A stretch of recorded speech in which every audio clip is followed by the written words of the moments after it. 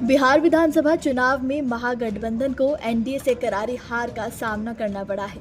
इन चुनावों में सीमांचल में 24 सीटों में आरजेडी को मात्र एक सीट से संतोष करना पड़ा है, तो वहीं कांग्रेस को सिर्फ 4 सीटें मिली हैं, लेकिन एआईएमआईएम को 5 सीटों पर सफलता मिली है। सीमांचल में ओवैसी की पार्टी एआईएमआईएम ने 5 सीटें जीतकर अपना लोहा एक बार फिर मनवा लिया है, क्योंकि साल 2020 के चुनावों में भी एआईएमआईएम ने 5 सीटें जीती थी। बिहार चुनाव में महागठबंधन की करारी हार पर एआईएमआईएम ने कांग्रेस और आरजेडी पर जमकर निशाना साधा है। खासतौर पर सीमांचल में मुस्लिम वोटरों को साधने के लिए इस बार महागठबंधन ने कांग्रेस सांसद इमरान प्रतापगढ़ी, सपा सांसद इकरा हसन के साथ साथ सपा सांसद अफजाल अंसारी को भी स्टार प्रचारक बनाकर मैदान में उतारा था। लेकिन नतीजों से साफ हो गया कि इसका कुछ खास असर सीमांचल की जनता पर नहीं पड़ा और अब नतीजों के बाद ये सब एआईएमआईएम नेताओं के निशाने पर आ गए हैं।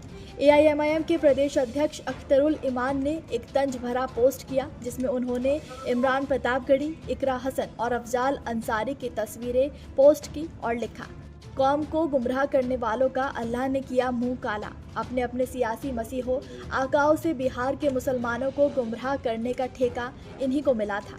कांग्रेस ने वोट काटकर हमें भारी नुकसान पहुंचाया, वरना हम 15+ सीटें जीत रहे थे।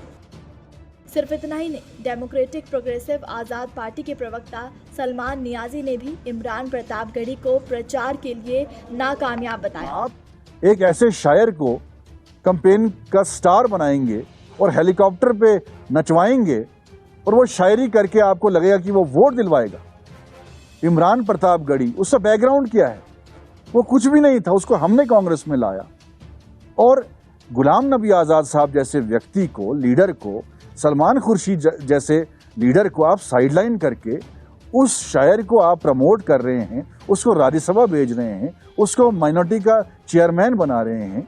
शादी.com के मैनेजर कृष्णा अलवारिया को आप जो है जनरल सेक्रेटरी बना रहे हैं।